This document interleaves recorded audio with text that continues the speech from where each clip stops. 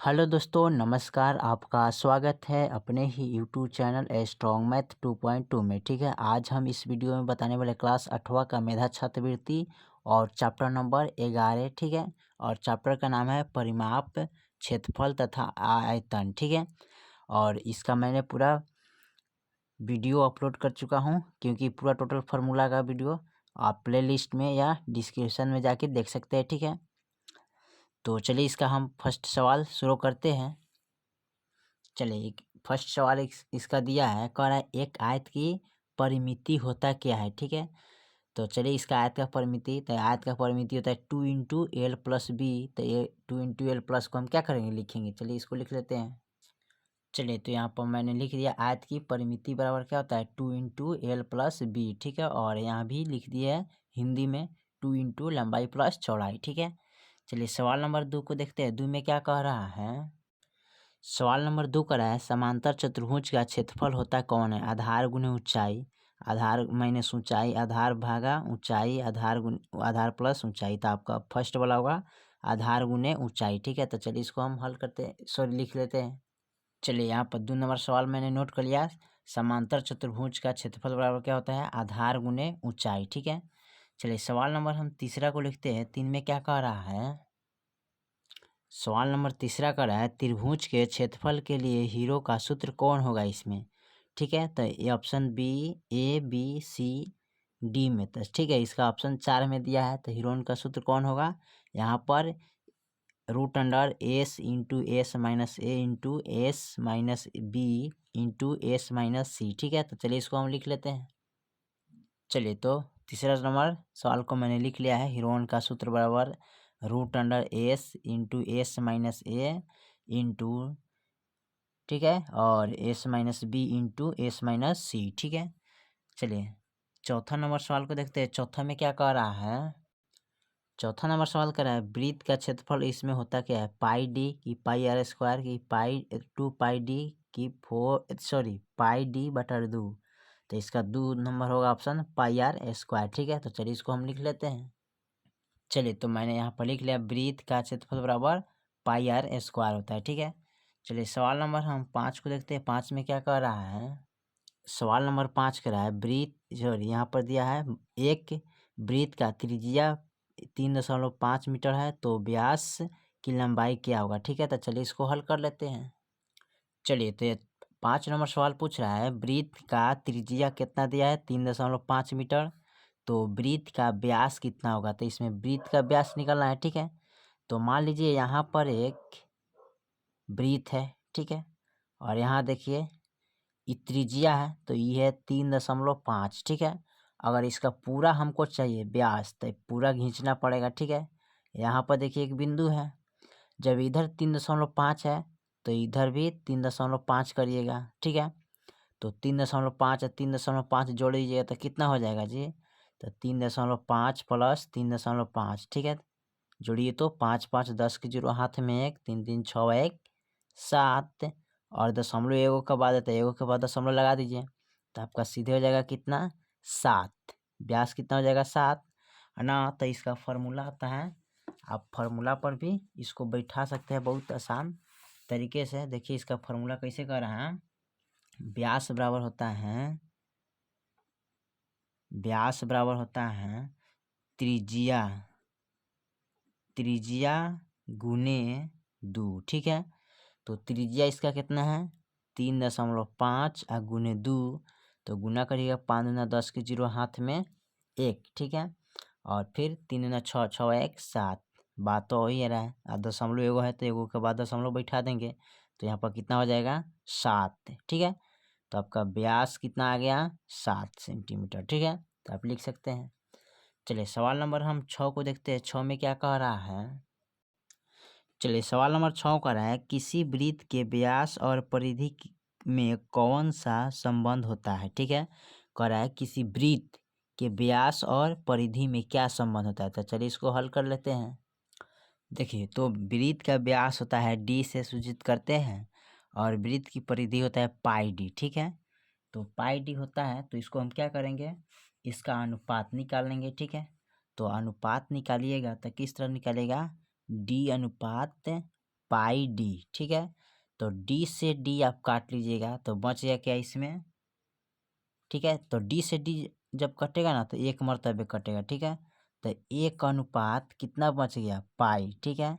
अब देखिए एक अनुपात पाई बच गया तो एक गुने पाई के मान कितना है, 22/7 होता है, ठीक है।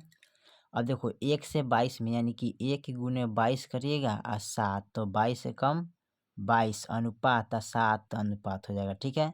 यानी कि 22/7, ठीक है। यही आपका आंसर आ जाएगा, ठीक है। देख लीजिएगा यही आंसर आपका दिया होगा, ठीक है।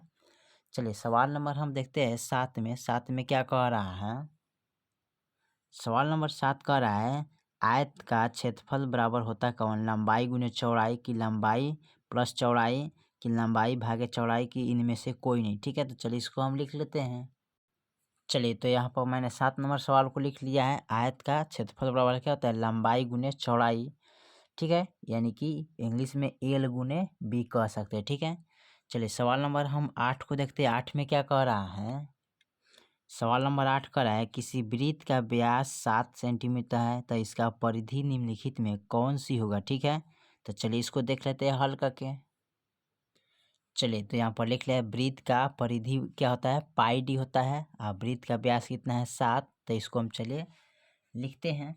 तो इसको कैसे हल करेंगे, तो देखिए आप पाई का मान कितना होता है 22, तो लिखेंगे 22/7 गुने डी यानी कि व्यास का मान कितना है तो 7, तो 7 लिखेंगे, ठीक है। अब यहाँ 7 से 7 कैंसिल हो गया तो बच गया कौन 22, तो यही आपका आंसर हो जाएगा, ठीक है।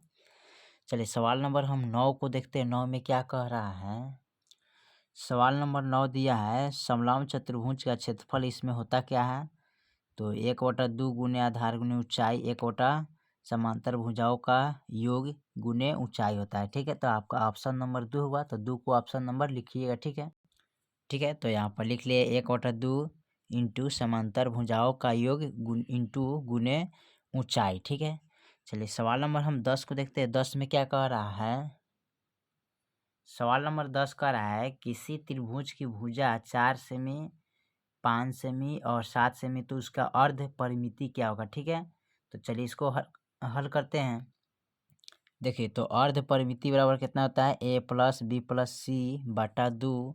तो यहाँ पर दिया है a बराबर कितना दिया है, यहाँ पर 4 दिया है, b बराबर कितना दिया है 5 दिया है, c बराबर कितना दिया है 7, ठीक है। यहाँ पर दिया है, ठीक है। अब यहाँ लिखेंगे s बराबर, तो a बराबर 4 प्लस b बराबर 5 प्लस c बराबर 7/2। अब जोड़िए तो यहाँ पर 7 5 कितना होता है, 7 4 12 होता है, 7 5 12 और 12 4 कितना होता है, सॉरी यहाँ पर 12 यहाँ पर 16 हो जाएगा ना, तो 16/2 लिखिएगा और 8 दूनी 16, ठीक है। तो आपका अर्ध परिमिति बराबर क्या होता है, अर्ध परिमिति बराबर तो 8 आ गया, यानी कि s बराबर 8 आ गया, ठीक है। तो यही आपका आंसर हो जाएगा, ठीक है। चलिए सवाल नंबर 11 को देखते हैं। चलिए 11 नंबर सवाल कर रहा है किसी वृत्त का व्यास 21 सेमी है तो इसका परिधि क्या होगा, ठीक है। तो चलिए इसको हल कर लेते हैं।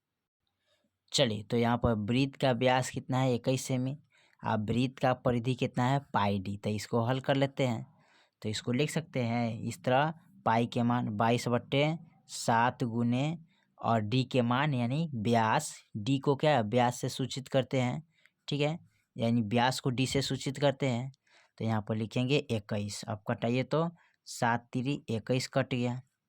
अब 22 गुने 3 करेंगे तो 3 दूना 6 और 3 दूना 6 66 हो जाएगा। तो यही आपका आंसर हो जाएगा, ठीक है।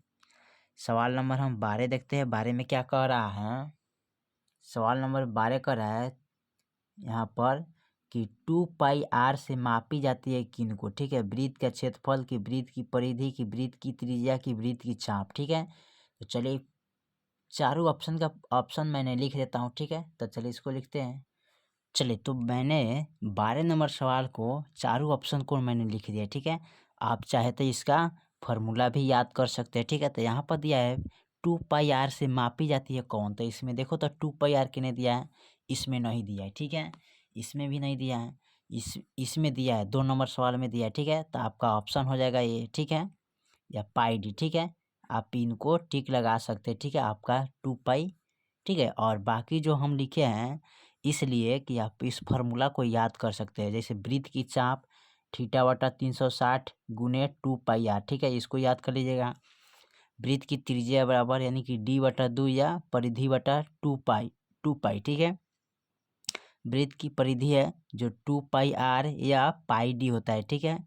वृत्त का क्षेत्रफल होता है पाई आर स्क्वायर, ठीक है। तो ये लिखने का यही तरीका यही है, मतलब कि आप सबका फॉर्मूला आप याद कर सकते हैं, क्षेत्रफल का, परिधि का, त्रिज्या का, चाप का, ठीक है। क्योंकि ये सब काम में आता है आगे चल के, ठीक है। जितना जब तक सोल्व कीजिएगा इस चैप्टर को तब तक ये सब काम में आएगा, ठीक है। चलिए सवाल नंबर हम 13 को देखते हैं। 13 में क्या कह रहा है? सवाल नंबर 13 कह रहा है त्रिज्याखंड की माप अर्धवृत्त की तुलना में होता कौन है, ठीक है। तो चलिए इसको हम लिख लेते हैं। देखिए तो यहाँ पर लिखे है अर्धवृत्त की तुलना में त्रिज्याखंड की माप क्या होता है? कम होता है। क्या होता है? कम होता है। यहाँ पर आप लिख लीजिएगा क्या होता है, आंसर आपका हो जाएगा कम, ठीक है। यहाँ पर टिक लगा दीजिए, ठीक है। तो अर्धवृत्त की तुलना में त्रिज्याखंड की माप क्या होता है? कम होता है, ठीक है। तो कम पर आप टिक लगा सकते हैं, ठीक है। चलिए 13 के बाद 14 नंबर सवाल को देखते हैं। 14 में क्या कह रहा है? 14 नंबर सवाल कर रहा है वर्ग का परिमाप 48 मीटर है तो क्षेत्रफल कितना होगा, ठीक है। तो चलिए इसको हल कर लेते हैं। चलिए यहाँ पर लिख लिए वर्ग का परिमाप कितना दिया है? 48 सेमी दिया है, ठीक है। तो सेमी लिख सकते हैं। तो वर्ग का क्षेत्रफल बराबर क्या होता है? भुजा स्क्वायर, ठीक है। तो भुजा स्क्वायर है तो सबसे पहले इसका भुजा का मान निकालेंगे, तो ठीक है। तो भुजा का मान निकालने के लिए भुजा बराबर फॉर्मूला होता है परिमाप, यानी कि परिमाप बटा कितना लिखेंगे? 4 लिखेंगे, ठीक है। तो परिमाप टोटल कितना है? 48 बटे 4। तो 4 एकम 4 और 4 दूना 8 यानी 12 चौका 48, ठीक है। तो भुजा का मान कितना आ गया? 48 सॉरी 12। तो यहाँ भुजा बराबर क्या है? तो यहाँ लिख सकते हैं 12 स्क्वायर, ठीक है। यानी 12 पर स्क्वायर है तो 12 को हम कितने बार लिखेंगे? 2 बार। तो 12 बढ़िया 144, ठीक है। तो यही आपका आंसर हो जाएगा 144, ठीक है। चलिए 14 नंबर का बाद हम देखते हैं 15 नंबर सवाल में। 15 नंबर सवाल क्या कह रहा है? 15 नंबर सवाल कह रहा है कि एक समबाहु त्रिभुज की प्रत्येक भुजा 6 सेमी, ठीक है। एक समबाहु त्रिभुज है उसका प्रत्येक भुजा कितना है? 6 सेमी। तो त्रिभुज का क्षेत्रफल होगा कौन इसमें? तो चलिए इसको हल कर लेते हैं। चलिए तो यहाँ पर लिखे है समबाहु त्रिभुज का क्षेत्रफल कितना है? √3/4 गुने भुजा स्क्वायर, ठीक है। तो यहाँ पर लिखते हैं, तो लिखेंगे √3/4 गुने अब भुजा का मान कितना दिया? 6 स्क्वायर दिया, ठीक है। तो देखिए यहाँ पर इसको हम लिखेंगे किस तरह कटाएंगे। तो सबसे पहले इसको कटाएंगे तो यहाँ पर लिख लीजिएगा √3/4 गुने भुजा के मान कितने बार लिखेंगे? 2 बार। स्क्वायर 2 बार है तो यहाँ पर 2 है तो 2 बार लिखेंगे, ठीक है। तो इसको कटाएंगे तो ये कटाएंगे तो कैसे कटेगा? 2 दूना 4 और द्वितीय 6, ठीक है। अब फिर ये कटेगा द्वितीय 6, कट गया। अब देखिए यहाँ पर 3×3 9 हो जाएगा, ठीक है। क्या हो जाएगा? 3×3 9 और √3 तो 3 हो जाएगा। तो इतना सेमी-मीटर में हो गया, ठीक है। चलिए सवाल नंबर हम 16 देखते हैं। 16 में क्या कह रहा है? सवाल नंबर 16 कह रहा है यदि एक वर्ग आंगन की परिमाप 200 मीटर है तो उसका क्षेत्रफल कितना होगा, ठीक है। तो चलिए इसको हल कर लेते हैं। चलिए तो यहाँ पर 16 नंबर सवाल को लिख लिया है वर्गाकार आंगन का परिमाप कितना है? 200 मीटर है। तो वर्गाकार आंगन का क्षेत्रफल क्या होता है? भुजा स्क्वायर। तो भुजा स्क्वायर हो गया, ठीक है। तो सबसे पहले इसमें भुजा का मान निकालते हैं, ठीक है। तो भुजा बराबर क्या होता है? परिमाप बटा इसको 4 लिखेंगे, ठीक है। क्या लिखेंगे? परिमाप बटा 4। तो टोटल परिमाप कितना है? 200। अब बटे 4 कटाइए, 4×5 = 20 यानी 50 मरतबे कट जाएगा, ठीक है। तो भुजा के मान कितना आ गया? 50। तो यहाँ पर लिख सकते हैं 50 का स्क्वायर यानी कि 50 गुने 50 तो 50 25 यानी कि 2500, यही आपका आंसर हो जाएगा, ठीक है। चलिए सवाल नंबर हम 17 को देखते हैं। सवाल नंबर 17 दिया है, एक वर्गाकार का क्षेत्रफल 16 सेमी लंबाई और 9 सेमी चौड़ाई वाले आयतन का क्षेत्रफल कितना होगा। तो बराबर है, तो वर्ग का परिमाप इसमें निकालना है। ठीक है, देखिए एक वर्ग का क्षेत्रफल 16 सेमी लंबाई और चौड़ाई दिया है। ठीक है, 9 सेमी, तो आयत के क्षेत्रफल के बराबर तो वर्ग का परिमाप कितना होगा। ठीक है, चलिए इसको हल कर लेते हैं। चलिए, तो 17 नंबर सवाल को यहाँ पर मैंने सजा दिया है। कह रहा है वर्ग का लंबाई कितना है 16 और वर्ग का चौड़ाई कितना है 9। तो वर्ग का क्षेत्रफल बराबर होता है क्या, लंबाई गुने चौड़ाई। तो यहाँ पर क्या कर सकते हैं, इसका लंबाई गुने चौड़ाई कर लेते हैं, यानी कि 16 गुने 9 कर लेते हैं, तो 16 9 44 है। ठीक है, कितना हो जाएगा, 144 हो जाएगा। ठीक है, यहाँ पर अब हमको निकालना है वर्ग का भुज। ठीक है, यानी भुजा बराबर,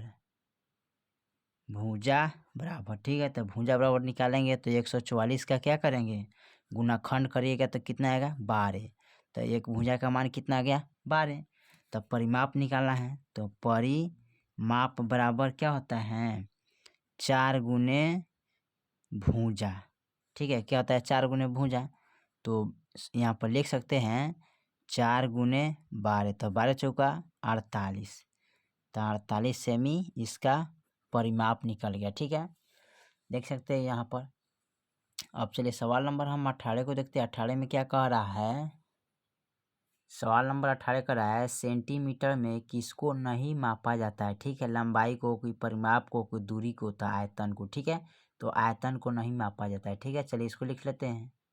चलिए, तो 18 नंबर सवाल को यहाँ पर मैंने लिख दिया है कि आयतन को सेमी क्यूब में मापा जाता है। ठीक है, मापा जाता है, इसे सेंटीमीटर में नहीं नापा जाता है, याद रखिए, नहीं मापा जाता है। ठीक है, याद रखिएगा। ठीक है, चलिए सवाल नंबर हम 19 को देखते हैं। 19 में क्या कह रहा है, 19 नंबर सवाल कह रहा है यहाँ पर कि एक आयतकार बाग 30 मीटर लंबा और 20 मीटर चौड़ा है, तो उसका चारों ओर कितनी बार चक्कर लगाया जाए कि 5 किमी पूरा हो जाए। ठीक है, तो चलिए इसको हम हल कर लेते हैं। देखिए, तो एक आयतकार क्या है, बाग है, जो कि 30 मीटर और 20 मीटर दिया है। तो परिमाप निकालना है, तो यहाँ पर लिखेंगे आयत का, यहाँ पर लिख सकते हैं आयत का परिमाप बराबर होता है 2 इंटू लंबाई प्लस क्या होता है चौड़ाई। ठीक है, तो चलिए 2 इंटू लंबाई कितना दिया है। ठीक है, लंबाई 30, चौड़ाई 20, अब जोड़िए तो 2 गुने कितना 30 2 50। ठीक है, 50 हो गया। अब 50 दूना 100 होता है ना, तो 100 मीटर हो गया यहाँ पर। ठीक है, अब कह रहे हैं चक्कर लगाना है ना, तो चक्कर लगाना, तो 5 गुने 1000/100 लिखिएगा, 2 जीरो से 2 जीरो काटिएगा, 5 गुने 10 करिएगा तो 50 चक्कर लगाना पड़ेगा।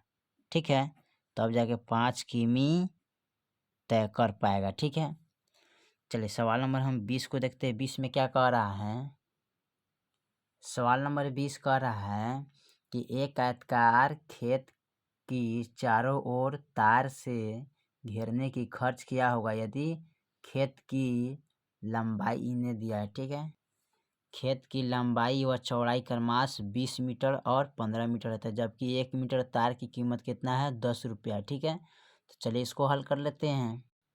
चलिए, तो आयतकार खेत की लंबाई 20 मीटर, चौड़ाई इतना मीटर है और 1 मीटर तार की कीमत कितना है 10 रुपया है। ठीक है, खर्चा इसमें घेरने का आ रहा है। ठीक है, तो चलिए इसको हल करते हैं। तो यहाँ पर सबसे पहले आप क्या करिएगा, आयत बनाते हैं। ठीक है, जो कि आपको पहचान में चलेगा। ठीक है, अच्छा से चलिए यहीं पर हल करते हैं, इसको बता देते हैं।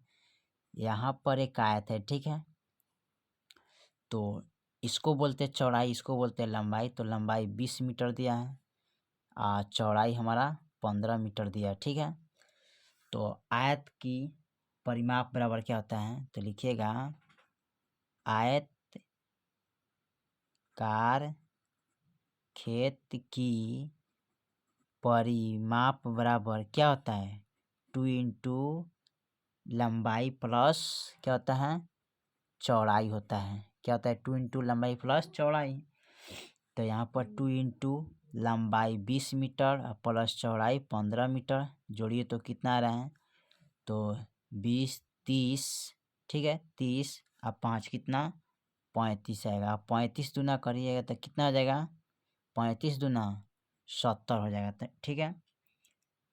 खर्च 70 मीटर हो गया। खर्चा कितना आ रहा है 10 रुपया तो 70 गुने 10 करिएगा तो कितना आ जाएगा 700 रुपया आ जाएगा। खर्चा कितना आ गया खर्च 700 रुपया ठीक है। खर्च कितना आ गया 700 और यहाँ 70 मीटर आ गया परिमाप ठीक है। चलिए सवाल नंबर हम 21 को देखते हैं। 21 में क्या कह रहा है सवाल नंबर 21 कह रहा है एक आयताकार मैदान की परिमाप 2 से 40 मीटर है, लंबाई और चौड़ाई का अनुपात इतना दिया है तो क्षेत्रफल निकाले ठीक है।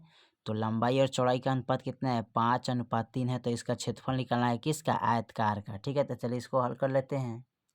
चलिए यहाँ पर लिखे है आयतकार मैदान की परिमिति बराबर 2 से 40 ठीक है। तो आयतकार मैदान की लंबाई और चौड़ाई कितना दिया है क्रमशः लंबाई चौड़ाई का अनुपात कितना दिया है 5:3 दिया ठीक है।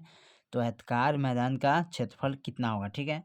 तो चलिए इसका क्षेत्रफल निकालते हैं। तो सबसे पहले क्या करेंगे इसको यहाँ पर देखिए 5 3 कितना होता है 8 होता है ना। जोड़ेंगे दोनों को तो 5 3 8 होता है यानी कि 5 + 3 करिएगा तो कितना हो जाएगा 8 हो जाएगा। तो यहाँ पर लंबाई अर्ध परिमिति बराबर निकालना है ना। तो अर्ध परिमिति बराबर होता है 2 से 40/2 यानी कि इसमें भाग करिएगा तो 120 मरतबे क्या कट जाएगा। अब लंबाई निकालना है ठीक है। लंबाई बराबर तो लंबाई निकालने के लिखेंगे 120/8 गुने लंबाई करा ठीक है। तो 5 लिखते हैं। अब 15/8 क्या होता है 20 है ठीक है। गुने 15 कर देंगे तो 15×5 = 75 तो लंबाई कितना आ गया 75। अब चौड़ाई निकालेंगे आयतकार आयत का चौड़ाई बराबर यहाँ लिख सकते हैं आयत की लंबाई आयत की चौड़ाई ठीक है निकालना है।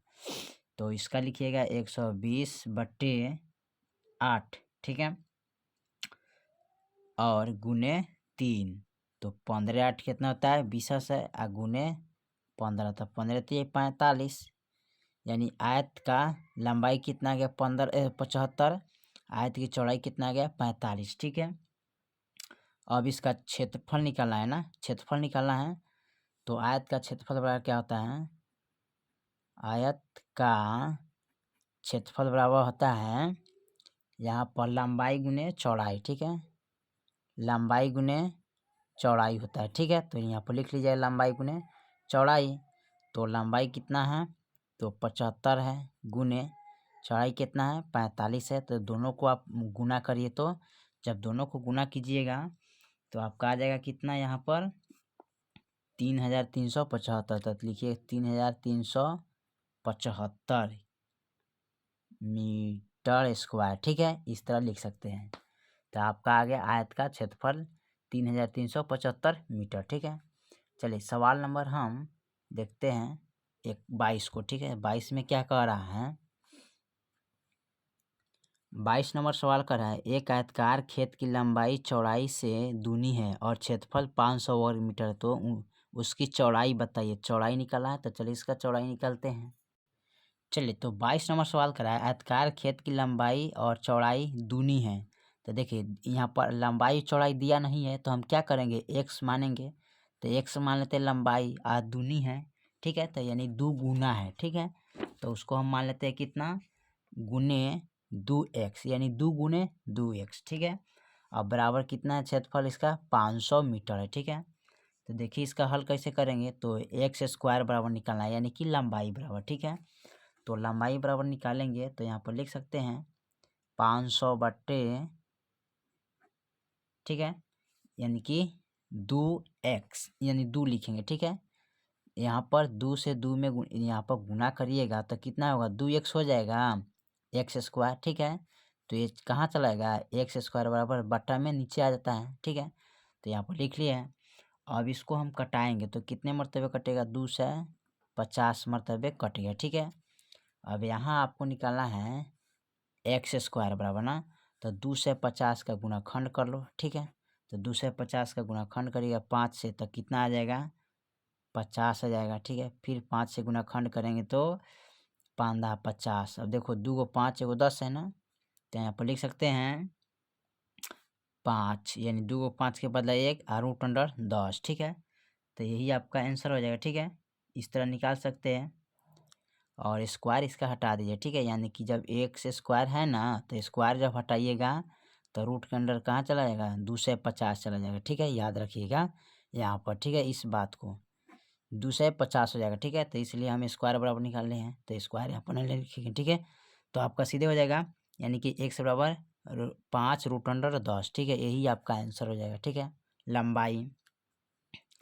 चलिए सवाल नंबर हम 23 को देखते हैं। 23 में क्या कह रहा है, सवाल नंबर 23 कह रहा है एक आयतकार की लंबाई इसकी चौड़ाई से इतना गुनी है तो इसकी चौड़ाई 14 मीटर, तो क्षेत्रफल कितना होगा। ठीक है, चलिए इसको हल कर लेते हैं।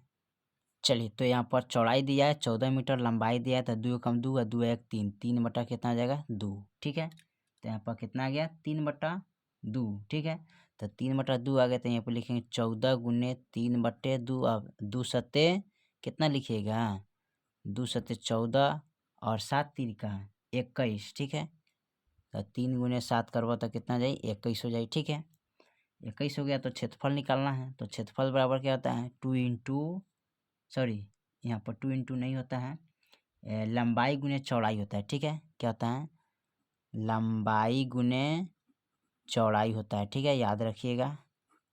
तो लंबाई गुने चौड़ाई होता है, तो आपका एक लंबाई कितना है 21 और चौड़ाई कितना आ गया है, चौड़ाई हमारा ऑलरेडी 14 दिया है, लंबाई निकाला है तो लंबाई हमारा कितना आ गया 21। तो इसको 21 गुने 14 कर दीजिए।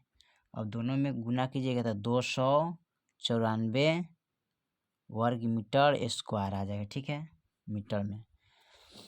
चलिए उसके बाद हम 24 नंबर सवाल को देखते हैं। 24 में क्या कह रहा है, 24 नंबर सवाल कह रहे हैं एक आयत की लंबाई 16 सेंटीमीटर है तथा चौड़ाई 9 सेंटीमीटर है, तो उसका आयतन ज्ञात कीजिए। ठीक है, आयत का क्षेत्रफल ज्ञात कीजिए। चलिए इसको हल कर लेते हैं।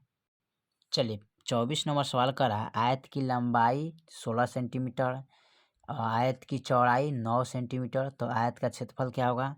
तो आयत का क्षेत्रफल बराबर फार्मूला होता है लंबाई गुने चौड़ाई होता है। क्या होता है, लंबाई गुने चौड़ाई।